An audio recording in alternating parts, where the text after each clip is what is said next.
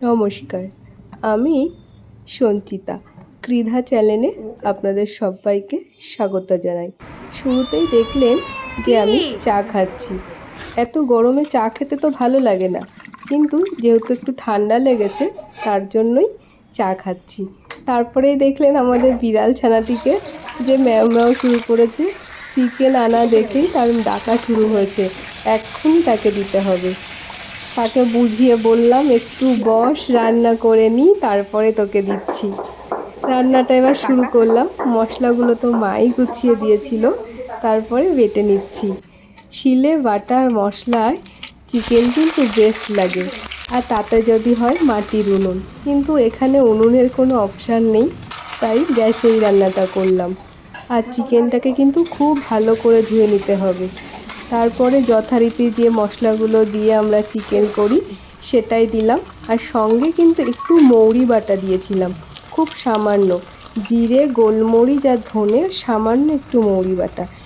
একটু সামান্য মৌরি দিলে আমার মনে হয় চিকেনটা খেতে খুব টেস্টি হয়। আর জল দিয়েছিলাম যাতে মশলাটা একটু পুড়ে না যায়। আর ধিমি আঁচে করেছিলাম। ধিমি আঁচে যত চিকেন রান্না করা হবে, চিকেনটা কিন্তু খুব জুসি হয়। এই জন্য হাতে সময় নিয়ে ধিমি আঁচেই করাটা ভালো। কিন্তু মাঝে মধ্যে আমি একটু বাড়িয়ে নিচ্ছিলাম, বাড়িয়ে আবার কমিয়ে দিয়েছিলাম আঁচটা। এভাবেই করছি। আর এদিকে দেখুন এটাকে, এ তো পিছনই ছাড়ছে না। যখনই যাচ্ছি রান্নাঘরে তখনই ও আসছে, আবার ডাকাডাকি করছে, তারপরে আবার চলে আসছে বাইরে। তার মধ্যে এত গরম পড়েছিল সেদিন রাতে যে রান্না করতে করতে বারবার হাওয়া খাওয়ার জন্য অন্য ঘরে যেতে হচ্ছিল। আমিও যেই রান্নাঘর থেকে অন্য ঘরে আসছিলাম, আমার পেছন পেছন বিড়াল ছানাটিও কিন্তু চলে আসছিল। ওর সাথে আমাদের সারাদিন বেশ ভালোই কাটে। মাঝে মাঝে একটু দুষ্টুমি করে, তার জন্য বকাও খায়, কিন্তু আবার বেশ ভালোই লাগে। সব সময় আমরা যদি বসে থাকি নিচে, ও কোলে এসেই বসে। ওর কোল ছাড়া আবার ঘুম হয় না, একা একাও ঘুমাতেই চায় না। কিন্তু আজকে এখানে দেখুন ও কিন্তু কোলে বসতে চাইছে না, কারণ ও রান্নাঘরে যাবে, ও চিকেন খাবে। কিন্তু চিকেন খেতে খুব বেশি ভালোবাসে না।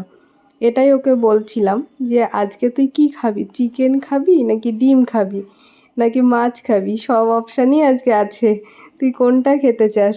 যেটাই খেতে চাবি সেটাই খেতে পারবি আজকে।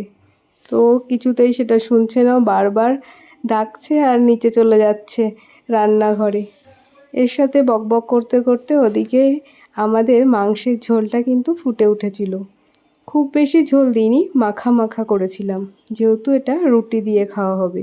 রুটি দিয়ে এই মাখা মাখা চিকেনটা খেতে কিন্তু খুব ভালো লাগে। আপনাদের কেমন লাগলো আমাদের এই ভিডিওটি অবশ্যই কমেন্ট করে জানাবেন, আর সাবস্ক্রাইব করে পাশে থাকবেন। সকলকে অসংখ্য ধন্যবাদ।